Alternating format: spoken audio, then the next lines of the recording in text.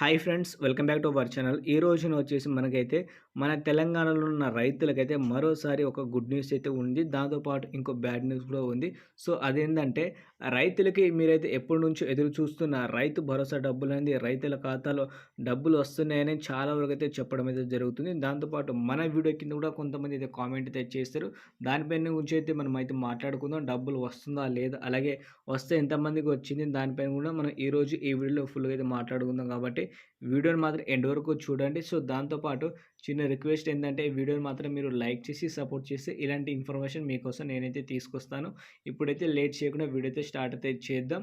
So ముందుగా చూసుకుంటే మాత్రం మీరైతే రైతు రుణమాఫీ గురించి అయితే ఎదురు చూస్తున్నారంటే మీకైతే మంచి గుడ్ న్యూస్ అయితే ఉంది. ఎందుకంటే రూ. 1,50,000 వరకు ఎవరైతే లోన్ తీసుకొని ఉంటారో వాళ్ళకైతే లోన్ రుణమాఫీ అయితే చేస్తుంది ఈసారి ప్రభుత్వం.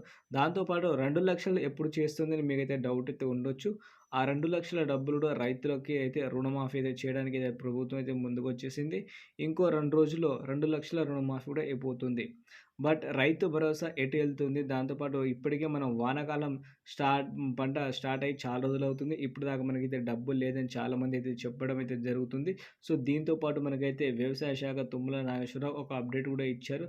ఏందంటే రైతులకి ఇబ్బంది పడాల్సిన అవసరం అయితే లేదు. మేము ఏదైతే హామీ ఇచ్చామో ఆ అసెంబ్లీ ఎలక్షన్ ముందు, ఆ హామీ ప్రకారంగా మేము రైతులకైతే న్యాయమే చేస్తామని చెప్పడం అయితే జరిగింది.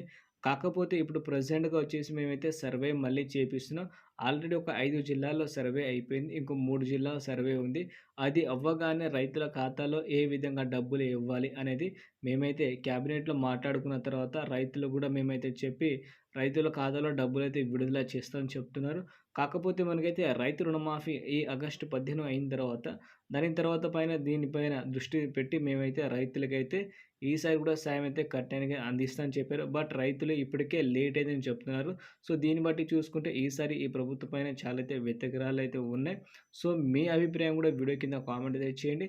దాంతో పాటు రైతులకి 10 ఎకరాల లోపే ఇవ్వాలని అయితే బయట ప్రచారం అయితే ఉంది. సో దానిపైన కూడా మీ అభిప్రాయం ఏందో వీడియో కింద కామెంట్ అయితే చేయండి. ఎంతవరకు ఇస్తే బాగుంటది?